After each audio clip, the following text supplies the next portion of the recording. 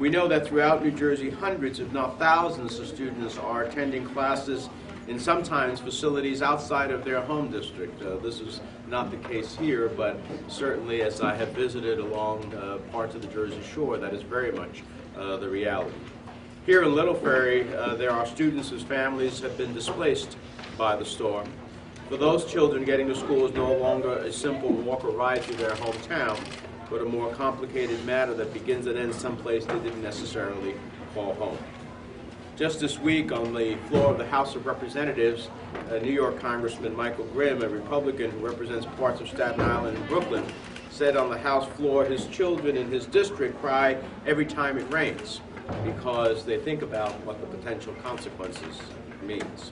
And I'm sure there are stories similar here in Little Ferry.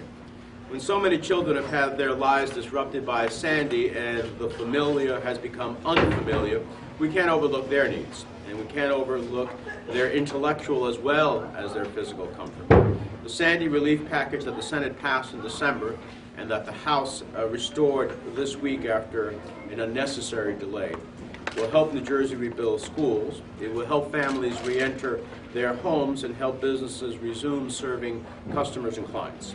But giving children the ability to cope with Sandy's aftermath doesn't take an act of Congress. We can start immediately, and I know that many have already.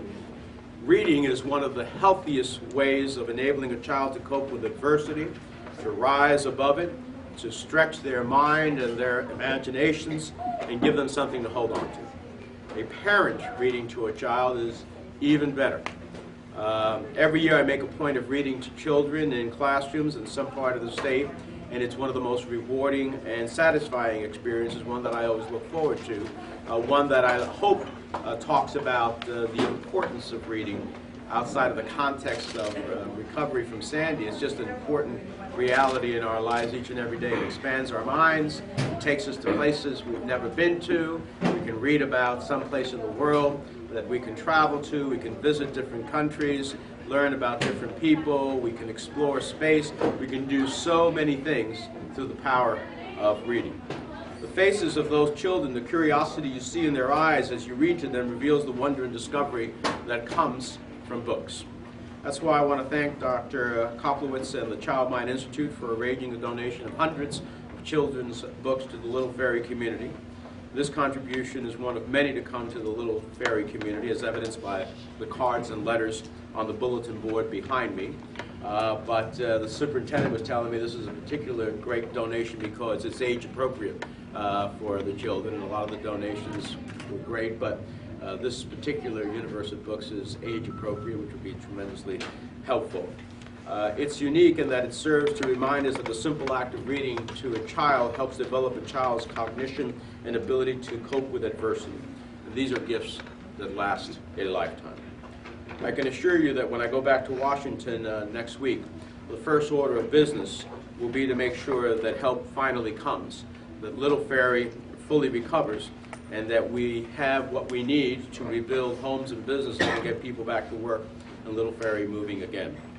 Now that we have finally overcome the obstacles and delays in the House of Representatives, we will be able to pass the Sandy relief package so teachers and children can get back to normal in their lives, their houses rebuilt, schools and businesses fully operational, and our children comfortably in their classrooms reading, thinking, and learning.